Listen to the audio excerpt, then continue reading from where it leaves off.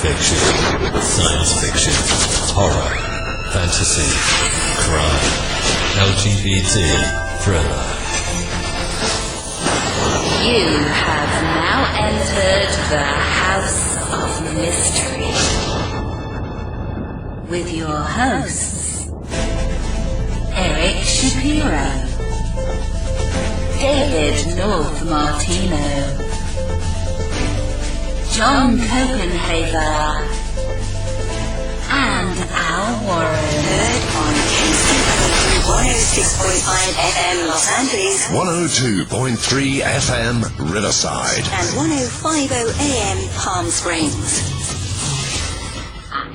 I'll get you, my pretty, and your little dog, too. Welcome back into the House of Mystery, and I'm Al Warren, sitting at the controls, responsible for everything wrong in the world today. And now today on the East Coast we have David North Martino, Mrs. Whiskey Martino. Hey, Al.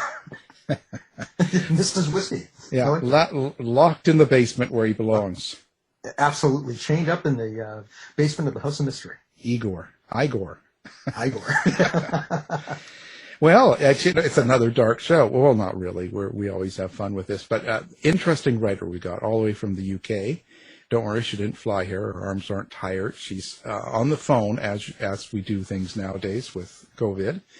And we're going to talk about one of her books, probably both. But I know that A History of the Vampire in Popular Culture, Love at First Bite, great name. And that's Violet Fenn. Thank you for being here. Hi, thanks for having me. Wow, and this is by Pen and Sword. We've had a lot of Pen and Sword authors in streaks on and off, so that's great. That's good publisher, hey? They're an awesome publisher, yeah, and they're nice because they're fairly small, but they're a very good specialist. You know, they're into their history, they're nice people, and they're happy to take on slightly odd projects, I suppose, compared to some places, yeah.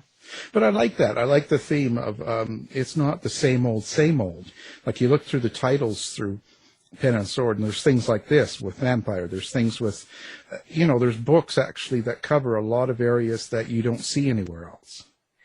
Yeah, they've made their name for being a bit of a niche history publisher, and they've been happy to roll with that a bit and not just stick with, because they started with military publishing, and it would have been easy for them to stick with that, I think, because there's always a steady market for it. You know, people love books about the wars and all this sort of thing. But yeah, they're brave and they'll go for slightly off-kilter stuff sometimes. That's really cool. But yeah, I mean, I've just finished writing my third book for them, so they must be all right, because I've stayed with them a while now. So.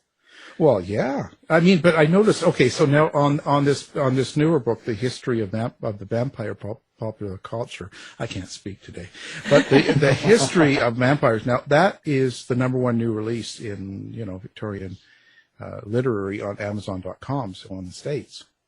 Oh, no, that's amazing, because I did not know that. So. Yeah, just so you know. So that's a really good.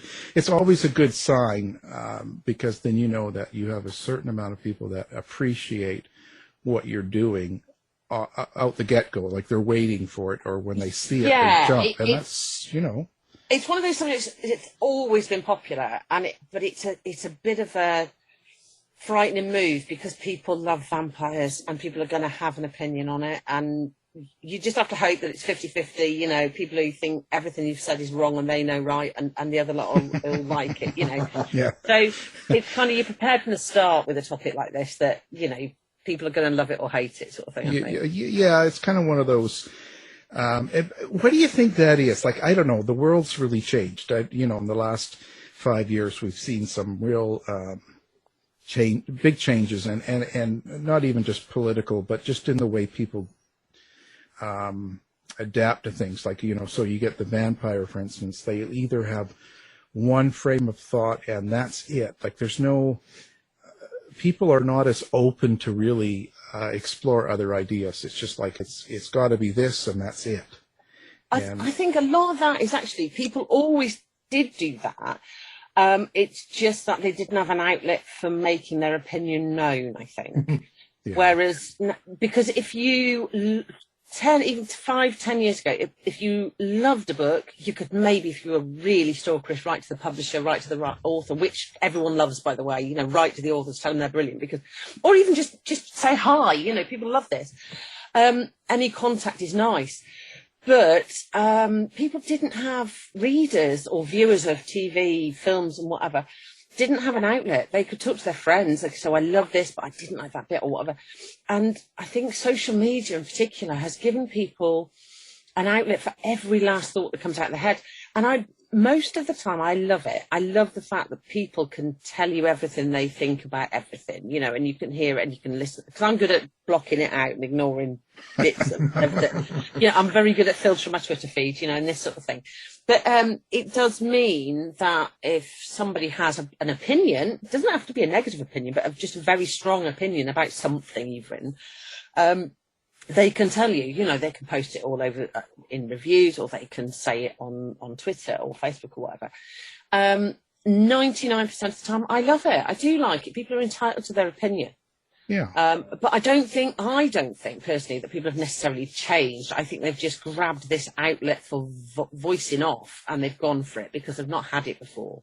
Yeah. No, it's crazy. I see all sorts of things, and I'm getting really good at avoiding it now. I mean, but I've been in quite a few of the car crashes online over the years, but it's not so much now. I can let 99. You get used to working it, don't you? I mean, these days, if something starts kicking off, I'm sitting there thinking, yeah, this ain't my first rodeo. Do you know what I mean? I can just switch it off, cut it down, and we're done, because I know not to keep arguing. But and you learn to filter and whatever. And I'm really lucky that I generally think, in general, online and in real life, most people are nice. They are. Sometimes they get the wrong angle, or they get carried away, or whatever, and they think everyone should agree with them. Mostly people are okay. Yeah, they're certainly better live in that way than they are online. Because online, I think there's a lot of things going on, and people just it's their vent in a way. Yeah, you know, totally. And everyone's scared. You know, this last year in particular, people are scared, and if they get through that by yelling on the internet about politics or books or films or whatever, then great, you know, we don't have to listen to it. We can turn it off, and I've seen an awful lot of people get a lot of support from the internet that they wouldn't have had in the real world. You know, some of my dearest now real life friends started off as internet friends, sort of 15, 20 or more years ago. Right. And we've just grown up together through forums and you know, MSN and MySpace and this sort of thing. So it's a good thing. And yeah, I think a lot of people it's their only outlet. Yeah. Yeah, it's better than a gun. Absolutely. I mean, and this is the thing, you know, because it's funny she said that, because I live in England, you know, and the worst we do is somebody shouts, somebody throws things, and that's the end of that, you know. And I sometimes think, God, we think Britain's a bit rough sometimes, but God, it's not. You know, the worst we do is yell at people on the internet most of the time. Right. So I really, I shouldn't moan too much about this country. No, I've been in Canada for over a year now since it started, and God, nothing happens here. No, I know. We should be grateful. We should be grateful for being bored, shouldn't we? Yeah, you know, they say, well, Canadians are boring. Well, that's fine. Yeah, that's good. I'm down with boring. Yeah. Let me, you know, we fight about French. You know, that's fine. You know, it doesn't get worse than that. I'll tell you. Okay, so now your vampire. Now you've written 2 books, but I noticed the vampire book, and then the one before you put sex and sexuality, Victorian Britain. So I see 2 things about both books, and one is Victorian era in Britain, and also sexuality. So what draws you into those 2 subjects when you're writing a book like this? Right, because. And it really ties together in the vampires one, but it's relevant to the Victorians as well. There are only 2 things in life that affect everybody, whether you like it or not, whatever your religion or non or whatever, and that's sex and death. So, because whether you indulge in it or do it or hate it or whatever, you're a product of sex, even if it was in a test tube, you're the biological product of it, you know. Right. And everybody dies. Taxes should have been the final one, but obviously, you know, whatever Franklin said, that seems to be optional these days. But so they are the things that affect everybody, and I think they are, mortality and sexuality are very, very closely entwined, you know, because it's where you're most vulnerable in both situations. And I've always been interested in that sort of thing. Before I did what I'm doing now, I ran a website called The Skull Illusion, which collected post-mortem photography. It wasn't mine. It was stuff that I found swimming on the internet and gave it a home. And it ended up being absolutely massive. I'd have tens of thousands of visitors a day. And it was mostly Victorian post-mortem photography, you know, the sort where they would dress them and make them, try to prop them up to make them look alive. And that sort of thing, I mean, I realised what a fascination people had with death. And then because I've never had any filters in my life, you know, I would always talk about, you know, sex and things like that. And people could always come to me and ask me questions, and I would say, and I ended up quite randomly then out of the blue working for Metro in the UK as a freelance writer. I'd written off and on for years and got a gig freelancing for them. And they rapidly realised that I would cover any topic. And I, you know, I wasn't embarrassed about it. And I mean, they've got daily viewers in the millions. So, and I was the one that was happy to sit there and write about how to make alien sex eggs, you know. So, so it kind of got like that. And then Metro, I had a wonderful editor at Metro called Yvette Castor, and she asked me if she knew my interest and asked me if I fancied doing a series about historical sexuality. So we did that for Metro about 3 or 4 years ago now. And I just sort of became known for writing about sex and death. You know, they are, I say on my website and everything, they're my most passionate subjects. I once got turned down for a job at an undertaker's for being too interested in death. Because they thought I knew too much about it and it was a bit weird. I mean, you'd think knowing a lot about death would be the absolute perfect qualification, but apparently not. And so I've just sort of run with it ever since. And then the Victorians are an interesting one. It's an era that a lot of people think is prim. You know, they think it's literally buttoned up the Victorians and, oh, they didn't have sex and it was in the dark. And they were not. Whatever era you look at, however far back in history you go in, whichever country, people are still doing the same things. The only thing that changes is how much of it they're showing publicly, usually for fear of shame or censure or punishment. So just because you can't see it doesn't mean it's not happening. It's almost certainly happening. So that sort of dichotomy of the primness on the surface and this roiling sort of cesspit, sometimes underneath with the Victorians, especially with the contrast between rich and poor, that was just fascinating. And then, of course, the vampires kind of come out of that. I mean, vampires have been my thing all my entire life. You know, I'm 51 now. I grew up watching Universal horror movies, and I grew up with goth music. That's, you know, absolutely my passion. And it just never left. I saw Christopher Lee as Dracula when I was really young, and Bela Lugosi. And I remember I couldn't watch Nosferatu, I was perhaps in my teens or 20s. But it was all the old ones. I love the old monster things. I love the Addams Family, the original, and then the Munsters and that sort of thing. So, and you get into modern versions, you know, you look at the Addams Family, but they look Victorian. You know, they look Victorian, even though they're living in the modern day, brightly coloured America. And they've got that same sort of hidden passion. So the two topics are really closely entwined, I think. You know, sex and mortality are at the back of most people's lizard brain, I think, if you dig down. Are you talking about the Queen? And look, we don't talk openly about the lizards, but we all know about the lizards. We just don't talk about it. Well, it's just, you know, it's big rumors here, you know. I'm convinced it's not even rumours. It's not even rumours. You know, they're just lizards. They're lizards. It's all real. Yeah. Yeah, I'm waiting for the guillotine, mate. I'm waiting for the guillotine to make a comeback. But, you know, it's parasitic. Don't start me on the monarchy, honestly. It's parasitic. We shouldn't have it. We're in an era of democracy, and that should be it. So I've got nothing against them personally. Yeah. I genuinely think in some ways they're good for the economy. They're a good, you know, public view of the country. but they're pointless and they're outdated. Just stop it now. Stop with the Queen. That'll do. Yeah. You know, yeah. Yeah, you know, there's only one Queen, and that's RuPaul. Absolutely. You know, that'll do. RuPaul can be queen of everything. Yeah. I mean, you know, at least she works. Boy. And she looks better. Yeah. You know? Yeah. She puts the hours in. She looks good. She doesn't show her scaly skin in public. We're all right. We're good. Right. How did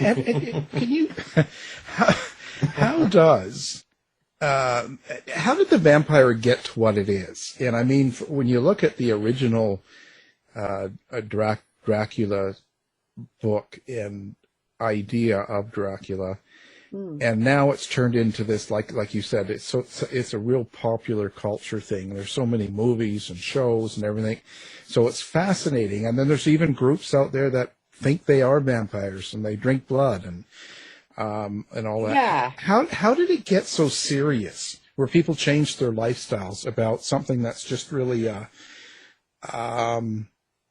story? Well, it started serious because it started based on real things. Dracula obviously was not the first vampire book by a long shot.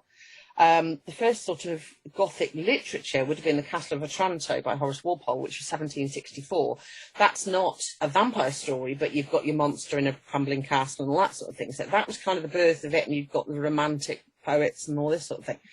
But a lot of the early stories, there are stories of what we would now call vampires throughout history and prehistory and, you know, and all the rest of it. Up until the sort of 1800s, they would more likely have been referred to as revenants, which is literally the undead.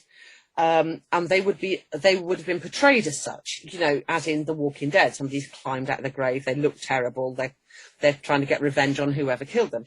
But though there's an awful lot of folklore about that, King James of England wrote an Encyclopedia of Demonology in the 15 something or other, and that was, you know, that's the king writing about demons, and he was trying to work out, and there's a long piece, you can find the whole thing online.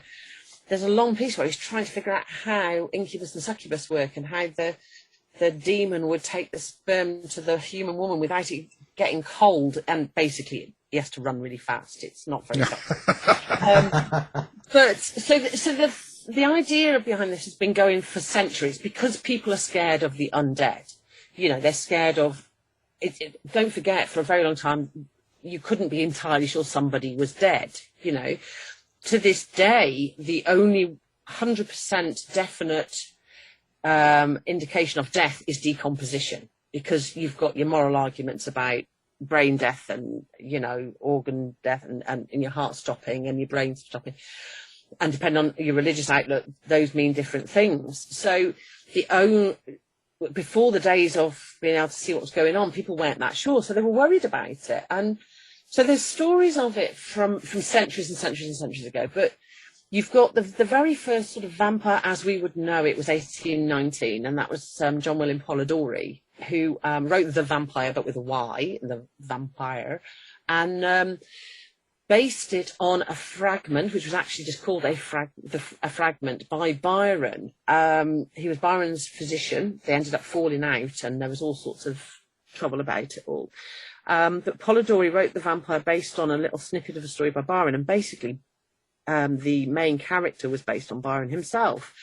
Wasn't all that flattering, but he was the first person to be your deadly man in a suit, and, you know, and glamorous and this sort of thing. So that was the start of it. I mean, that's only 200 years ago. So, and then you've got Sheridan Le Fanu, you've got Camilla, who was, you know, basically a lesbian vampire in the 1870s. And then Stoker ran with that in 1897. He really, obviously, is the template now for vampires ever since. You know, they're all really based on Dracula. But it's interesting because we think we know everything from Dracula, and we don't really. I was talking to somebody just today about Nosferatu, the film, which was based on Dracula without permission, and it should have been destroyed, and it wasn't, and that's why we've still got it today, because there was one copy of it kept. Murnau,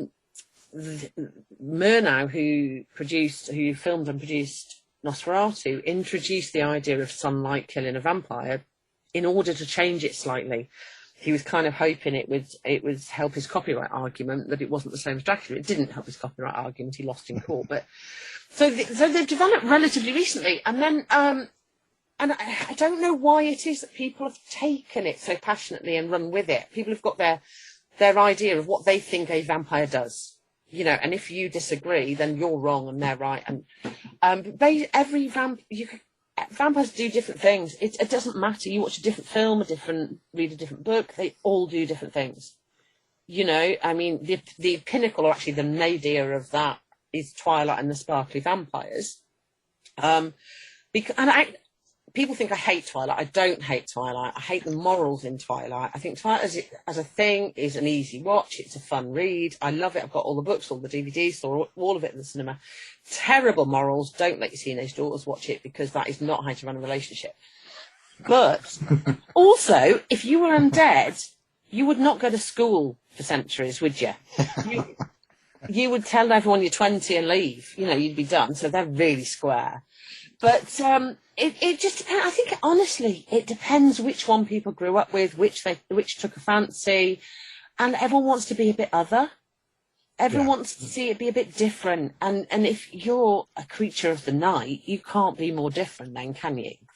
So people want to be different from the norm. But the interesting thing is, and some of my most favourite goths will tell you this, an awful lot of goths and people who like vampires, whatever, are trying so desperately to be different, and they all look like each other. They end up being a crowd anyway. So the ones that I like to think I know the better ones, and they don't. They're excellent. But it's that thing. I think it is just that thing of trying to be other, really, and that idea of immortality and a different life. And of course, you've always got endless riches. So who wouldn't? Well, that's what I was going to ask too. Is it this fascination with immortality? Because we even see that with movies like Highlander and stuff like that. Yeah, and it is. But that's the interesting thing, isn't it? People are fascinated by the idea of immortality, and they think they want it. You really wouldn't want immortality. I mean, if you've seen The Hunger, that's basically a vampire movie, but they do not have a happy ending. They just get really, really old and decrepit, and then they lie there mouldering for the rest of time. When she shuts David Bowie away in his coffin to just lie there forever, it's heartbreaking, because he thinks he's got immortality, but what he hasn't got is eternal youth. And that's the difference. And Franz Kafka said, the meaning of life is that it stops. And that, I think, is probably why people get obsessed with vampires, because we have that safety net. We do stop. There's actually me just slagging Twilight, but there's a bit in one of them, I think it might be Breaking Dawn, where she finally, 5 books in, turned into a vampire, the most tedious vampire ever. But anyway, God, they're boring. But she's turned into a vampire, and I love the line. She says, "I was born to be a vampire," which is a dichotomy, if ever I heard one. And also a really terrible career choice. But she ponders this fact that, you're going to be there forever, to the end of time. What happens? Do you just stay there? You watch everyone, you love, your children, your grandchildren, their grandchildren, they all die. The world goes up in smoke and then reestablishes itself. What? You're just sitting there watching it. It's appalling. People think it would be an amazing thing, but actually I think it would be the worst thing you could possibly think of. Well, I guess, yeah. But now, one thing, though, vampires are very sexual as well. Like, it seems like, other than Dark Shadows, all of the movies, and like Interview with the Vampire, Anne Rice, and all that stuff, there's a very big sexual element, and homosexual erotic as well. As it's just it's a very big element in it. It means a lot, and I wonder why that is. I think it's because it's physical, isn't it? I mean, a vampire is literally feeding on another person. If you were going down the psychoanalytical route, you've got penetration of fangs in necks. and if even in a human setup, if you're with somebody, you know, that you're in an intimate relationship or whatever, you are offering them your neck or, you know, tender bits, aren't you? It's that intimacy and vulnerability, and it's that giving your all to somebody. You know, you're giving your life to somebody, or you're trusting them not to take your life. So, and also vampires are hot. You know, they are always hot. There is that element of the minute you are turned into a vampire. I mean, I'm a good few pounds overweight, I'd say. I reckon the minute I turned into a vampire, I'm suddenly 40 pounds lighter, and I've got millions in the bank, and my dress sense is amazing. And, you know, so there is that there is that assumption that you turn into a perfect version of yourself. And you're the hottest thing ever, and everyone adores you, and you can get anything, and you can do anything. Let's face it, you're not going to get crab and ply you in the middle of sex if you're a vampire. You can just get down and dirty and not worry about it. So I think it's that thing of perfection, isn't it? You know, vampires are seen as perfect, even when they're not. You look at things like True Blood, you know, which are a little bit more raw. I love True Blood because it's a bit rawer. And they are open about what they are, and they're trying to live in reality, sort of thing. But they're all gorgeous. Yeah. You know, even the ones that supposedly aren't, they're all gorgeous. So, yeah, people see a being a pinnacle of humanity, I suppose.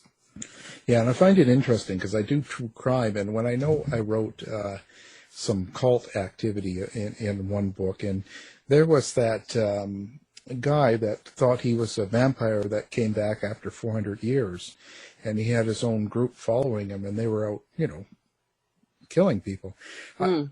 It's really, the mind is so powerful that it can talk itself into such a story, you know? Yeah, and I mean, that is, the thing is, that's using the vampire trope as a tool, isn't it? Right. That is a cult leader manipulating people. So you get similar with Crowley, Aleister Crowley and things like that, you know, or Waco, you know, stuff like this. You've got people who whip up the power of crowdthink or whatever to follow them and give them power, and it gives them power over life and death. And I suppose the sort of vampire angle is the most glamorous version of it. It's clearly not true. It's not like, because vampirism, you know, even if it was a real thing, you would be able to see it. You'd be able to, you know, somebody is biting somebody else and they're drinking their blood and it's making them better. A human, however much they would like to think they're a vampire, they can't do that. You know, they don't have the teeth. Even if they did, have you seen where vampire teeth are? In the mouth, always. They're not in the right place. You know, you wouldn't even get the right place. So it just doesn't work. So if people are deluded enough to think that, I get the ones that, you know, try to live the vampire lifestyle. It's not my cup of tea at all, but I can see why they might want to do that. If they want to, in a completely consensual relationship, safely drink somebody else's blood, that's up to them and that other person. I've got an absolute rule that as long as it's not, you know, non-consensual, harming kids, animals, whatever, then, you know, you don't yuck on someone's yum, as the saying goes. If that's what you want to do, you go and do it. I can't imagine it being very pleasant. Blood clots and it congeals and it's not very nice. But that's just a personal choice, and maybe they feel better for doing it. There are diseases, you know, porphyria can give people vampiric sort of tendencies. It's a disease that is potentially what George III had, you know, the madness of King George and all that sort of thing. But it's never been entirely decided. Porphyria can make people sensitive to sunlight. It can make you allergic to the onion family, alliums and stuff like that, which includes garlic. It can give them a form of pica, which is the desire that pregnant women often get for eating odd things, and that can often include blood, and it's believed to be a lack of iron in the system. So there are medical reasons people might present as that. But as for them going and doing it and following a cult leader, then no, that's down to somebody manipulating them, and it's not to do with them really that person really thinking they're a vampire, I don't think. Right. They're incubuses and succubuses. Yeah, if you want to incubus and succubus, I think that sounds like a fun job, actually. Yeah. I'm gonna see if I can get a transfer to that department. Yeah. Sign in the ink. Yeah, I'm not touching that one. Not today. Not today. No, it's Friday. What made you write this book about the vampires? Like, what is it? And I don't mean like got you into it necessarily, but what made you decide to write about vampires in popular culture? And what were you hoping that your readers got from the book? I did what I think a lot of writers do, and I wrote the book I wanted to read. Because what I wanted was a book, and I've got endless books about vampires, but some of them are brilliant. The factual ones are brilliant. There's a book by Nick Green called The Vampire in New History. That's an excellent book. Very factual, straightforward, and also, or you've got your sort of slightly hysterical vampire fiction. I wanted a book that was a fun read. I mean, that's what I do with everything generally. It's what I did with the Victorians. And I've got a book about the Regency coming out next year, and it's the same thing. What I like doing is finding a subject that I love, because I wouldn't write about something I didn't really like. There'd be no point. You've got to spend months thinking about it. And I really love it, and it gives me the opportunity to dig into bits of it that maybe I haven't done before, but then I can show it to other people and go, look, this is great. This is why I think this is great. Don't you think it's great too, sort of thing. But I can't do it without being quite light-hearted. I like to think I come across being light-hearted and entertaining. Some people might just say I'm trite sometimes, but I can't do anything but write the way I speak. And I think that it's more authentic that way anyway. I'd rather write like that. But I wanted a book that was the book I'd have liked to have read 20 years ago. It's got the basic overview. It had to be a history of the vampire and popular culture, not because there are a million and millions of versions of vampires just in the last 100, 200 years. I forever, every day I get a message somewhere on social media going, but you didn't include this version that was only released in Patagonia in 1972 or whatever. And I left out Korean vampires entirely, sort of Asian vampires, because to me that's too important a topic. It's a big topic. It's got tied up sort of traditions in itself. Somebody else can do that better than me. And I didn't know enough about it. What I wanted was the vampires that most of us know. The vampires we grew up with, the vampires, because even if you're in your teens or 20s today, you'll have had the opportunity to see the old Draculas or Bram Stoker's Dracula, the Francis Ford Coppola version, which is, by far and away probably the most popular adaptation of it. Most people who have a slight interest of seeing that. And I wanted to write a book for those people, that liked the popular vampires, liked the sexy vampires, liked the really cool old ones. They weren't too fussed about. We don't have to be precious about this stuff. It's fun. Literature in general, people get so precious and they're like, oh, you did this wrong and you did that wrong. Well, I did my history of it. And if people want to write their own history, brilliant. Go and do it, because it's huge fun, But we've all got different views on everything. Everybody could read the same book and you'd come back with a different view on it. So I wanted to write my view. And it is in some places very personally my view, particularly with my opinions on some of the stuff. But I had to cherry pick, and I just thought there's no point. I picked one or two that I didn't like to balance it. But there's no point picking things I can't be enthusiastic about, even if it's just enthusiastically disgusted at it, I had to have a feeling about it. As far as I'm concerned in life, you've got to do things, feel things, experience things. And I didn't want to write a dry book. So, yeah, I was very lucky in that my publishers they did make me rewrite it a little bit and repropose it. And it is, and it's for the better for it, because I was originally going to focus on Victorian vampires. And, it's better for this because it's things like you forget how much of popular media affects our views on it as well. There's a fair bit in the book about vampires in the media. There was a big thing in the Gorbals in Glasgow in the 1950s where children, primary school children, decided that there was a vampire stalking the local graveyard. And the hundreds of children, like primary school age kids, these are sort of like 6 to 10 years old, trawling the graveyard looking for a vampire, and the newspapers came and there was uproar. That led to the 1955 Children and Young Persons Harmful Publications Act in the UK, and there was a similar one in the States, which ended up with certain comics being banned and the introduction of Superman, the good heroes, and as opposed to the slightly scary heroes, and that's from vampire mythology. So it affects our day-to-day life. It is interesting how our lives entwine, and when the world is a scary place, people take refuge in fantasy. So people are interested, and this last year, I'm sure people have read more fiction books in this last year than they have in a very long time, because how better to escape than into fantasy? So, I mean, I've gone off topic a little bit there because I tend to ramble when I start feeling passionate about things. But yeah, I wanted to write the sort of book that I'd have wanted to read, that was interesting, fun, didn't try to trip itself up with being every last single fact about it, because you don't need to know that. You just need to know the basics and have some fun with it. Is there a difference in the Victorian vampires then as compared to modern day?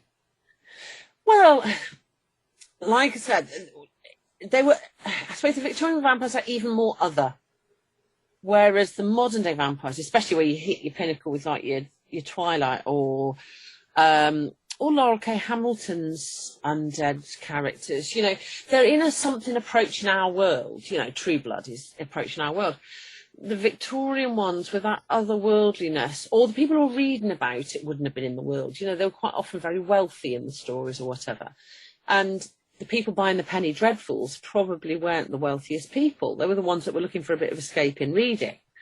And the vampires then had the power because of their social status and their perceived position in life, perhaps. Whereas now, and they were noticeably different. Whereas now they have their power in fiction or whatever because they, can in theory walk amongst us and we wouldn't know.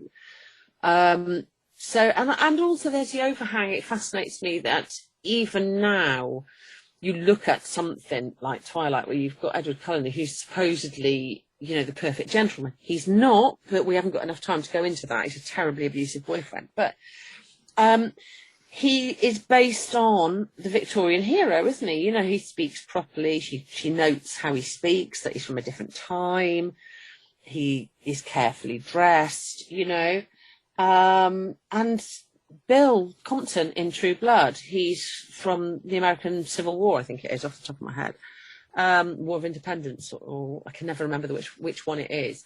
And, they're perceived as gentlemen in the old-fashioned style of gentleman. And if it's women, they're in the old-fashioned femme fatale, almost movie star genre sort of thing. So I was always interested in that hangover that people have for what they perceive perhaps as better days, which almost certainly weren't.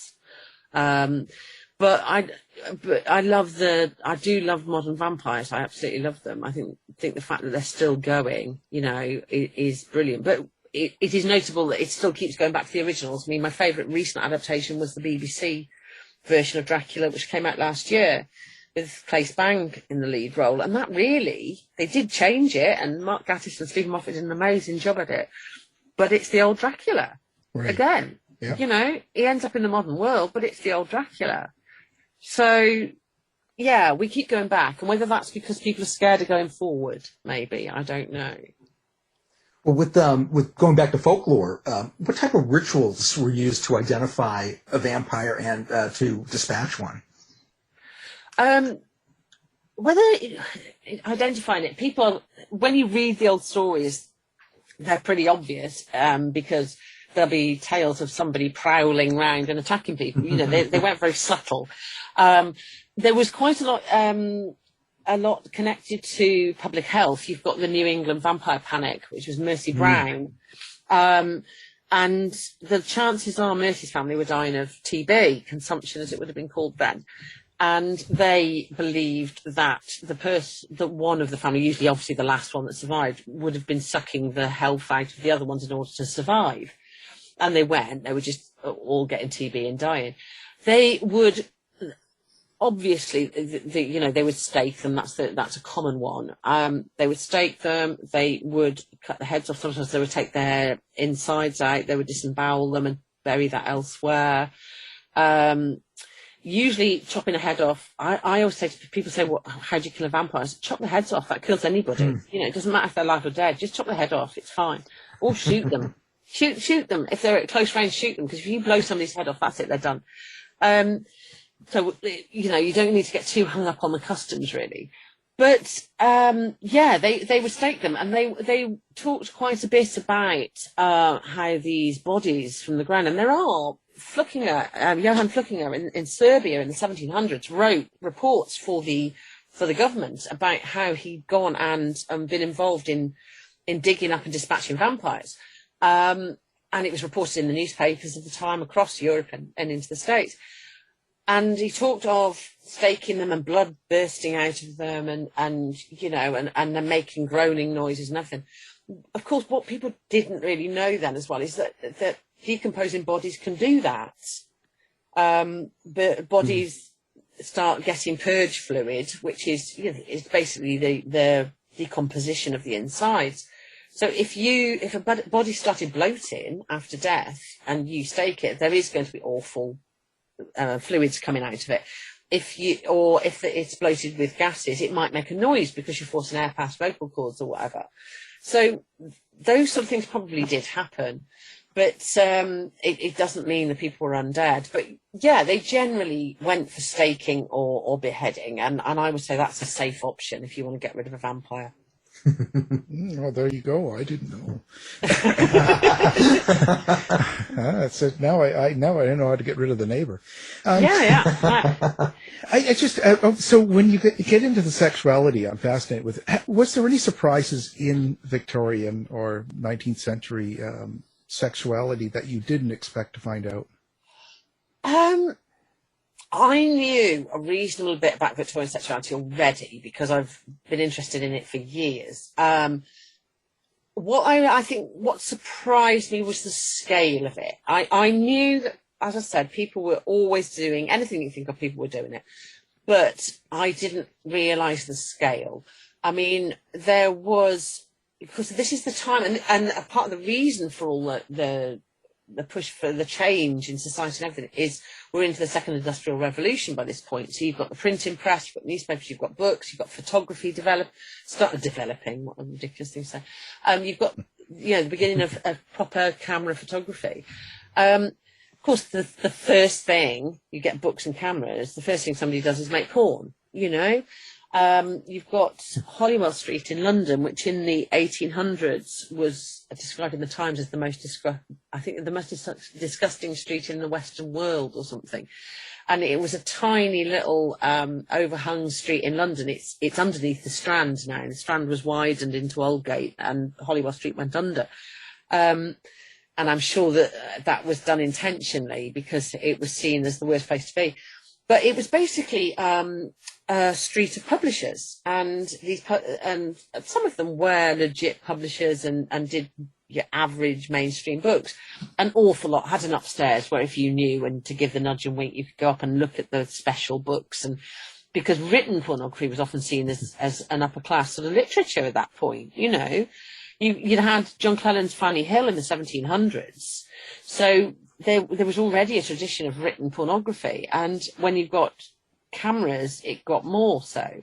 And then, but what is interesting is that even at that point, there is male homosexuality in the pornography, which was punishable by death up until 1835 in the UK. Well, actually, up until the 1860s, the last hangings for it were, I think, 1835.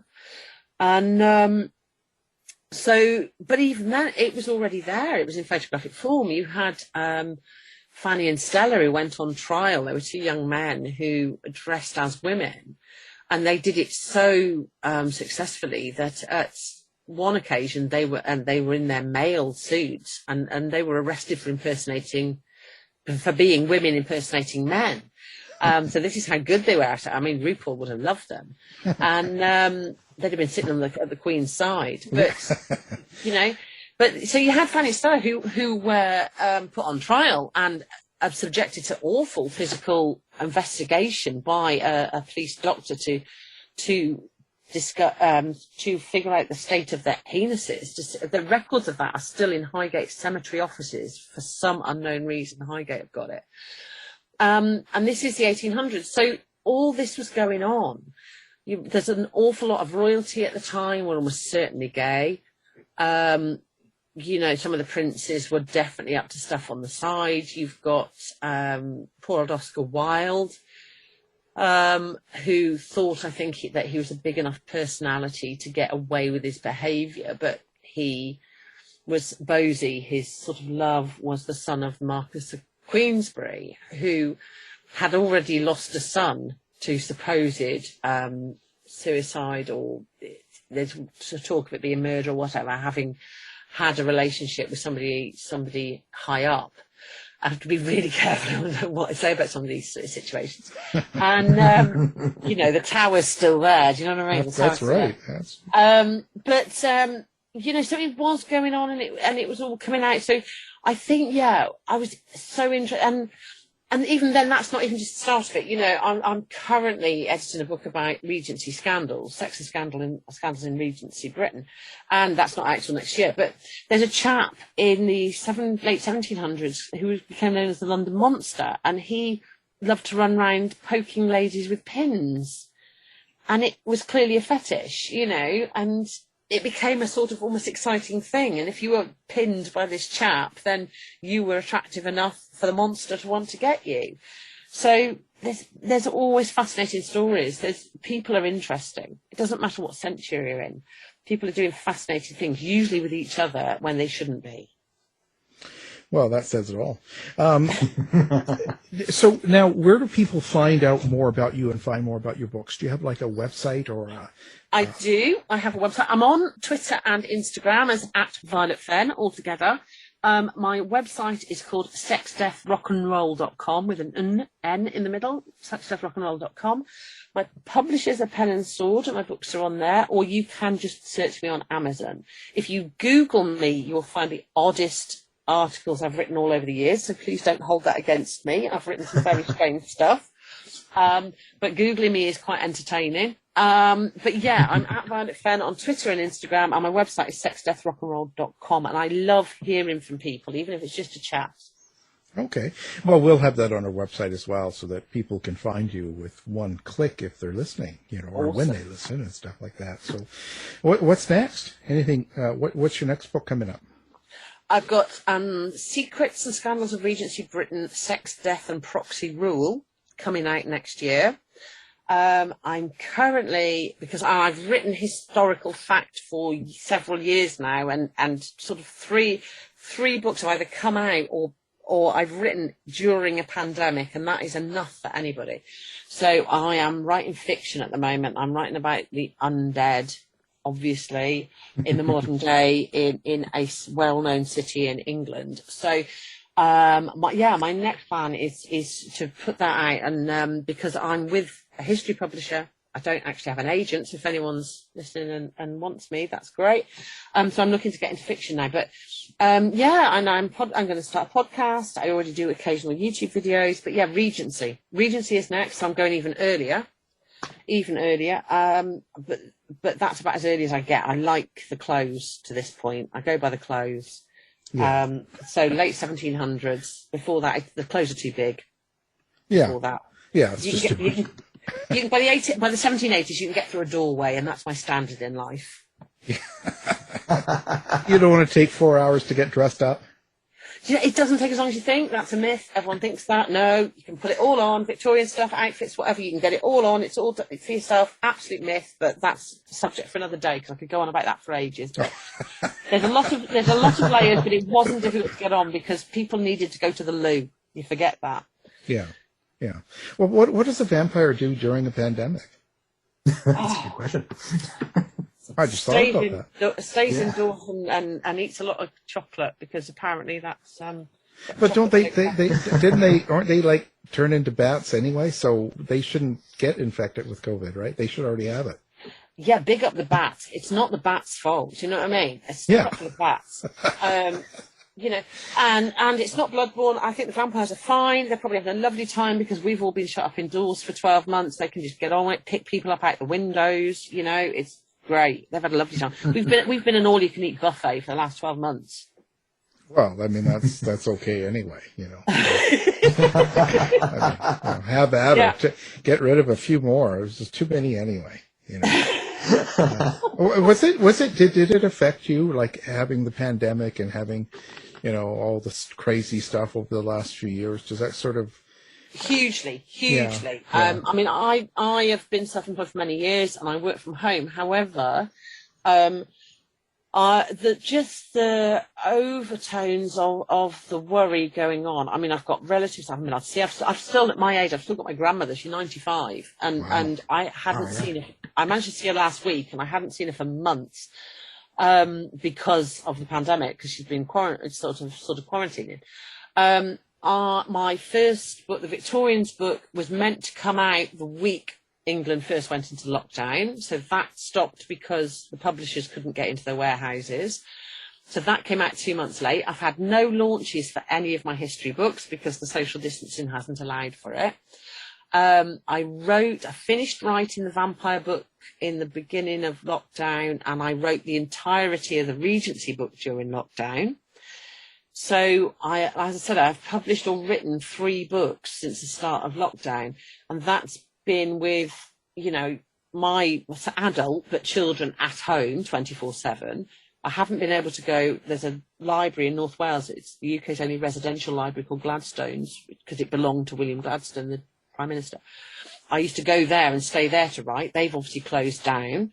So I've been sat with children. On my son's partner, who I'd met once before, had come to visit the night before lockdown and ended up with us for 4 months. Oh boy. My eldest son's partner. Amazingly, they're still together. She did move out and find a house of her own, and now he goes to her. But yeah, she did stay. She was here for months, having met me once. So it was a good job we got on. Yeah. So I've spent 12 months sitting in my bedroom, surrounded by towering books and writing about vampires and the Regency. So it's been difficult. It's been claustrophobic. And now I think I've forgotten how to deal with people. Oh, just call them names, finger them, push them down. But I did that anyway. Yeah. You just got to get back into the routine of tripping people, you know, and. I swear, the first social thing I go out to, I've just agreed to do. I do talks online, in person sometimes, but obviously at the moment I'm doing them online for different organisations and whatever. And I've just agreed the first one in person in July, and I'm thinking, oh my God, that's actual people's in front of me, and I don't know what to do. And I'll clearly just forget how to walk across the room or something, you know. But yeah, it's just mad. I'm not good with people at the best of times, as anyone who knows me in person will tell you. You know, I've got no filters. Yeah. But I work on the principle that if people get on with you, then they know you, then it's fine, isn't it? And if they don't tolerate it, then you shouldn't be around them anyway. Right. You know, to hell with them. Wow, it's certainly what a great conversation. We've really enjoyed it. It's been fun. Yeah, it's could talk forever. You know, this is nice. And we've learned a lot. My God, you know, Violet has a 95-year-old grandmother who's still alive. She's probably a vampire. That's why. And vampires. She looks like it. Yeah, she's not got a lot of wrinkles for a 95-year-old. Oh yeah, you see, I've heard about these ones. And vampires fart when they're dead. They can, yeah. Yeah. See, that wouldn't have been so glamorous, would it? If Edward Cullen had come out through the window and farted. I would have liked to see, you know, a Dracula, a big. Yeah, that would be great. And Violet also likes to read pornography, so there you go. We get I actually used to write it. I had a career as an erotica writer before this one, so And I did quite well at it, so I have no shame about that whatsoever. Some of my favourite people write pornography, so I'm big for that. That's good. Well, you see, we've learned a lot. Well, yes, we have. Our guest, Violet Fenn, thank you for being here. Thank you so much for having me. Thanks, Violet. To find out more about our show, guests, or to listen to past shows from our archive, please go to www.houseofmysteryradio.com. The mission has been completed. The end! By George, he's got it! It is the end! I'll tell you. If you're lying to me, I'll be back.